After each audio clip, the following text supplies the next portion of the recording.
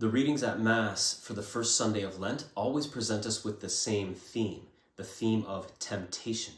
And this is something that Christ himself takes on in today's gospel.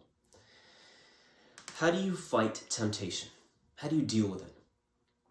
Well, St. Ignatius of Loyola, in his 14 Rules of Spiritual Discernment, gives us two tools in fighting temptation, Rule 6 and Rule 12.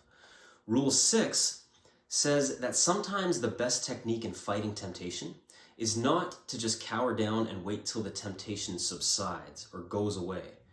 That's like the grin and bear it technique. It doesn't really work, at least not for very long.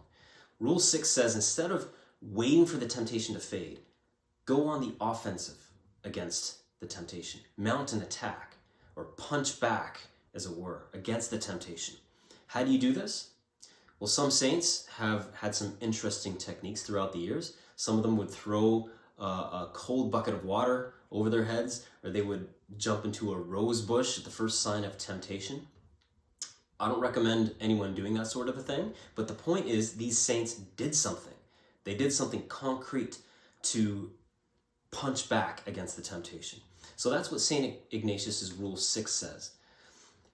When you're dealing with temptation, sometimes it's best not to just let it pass, but to do something about it, to punch back or to go on the attack against it. In Rule 12, St. Ignatius describes when we should go on an attack.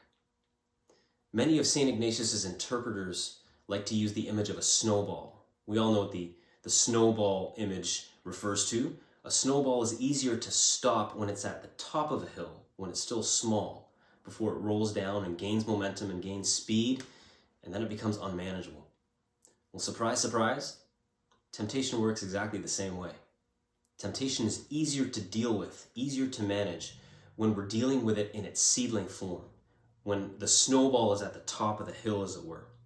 So, St. Ignatius's Rule 12 encourages us to do that, to do something about the temptation early before it grows into something unmanageable.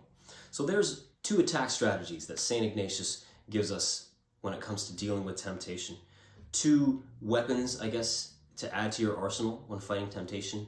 Rule 6 and Rule 12. Mount an attack and do it early.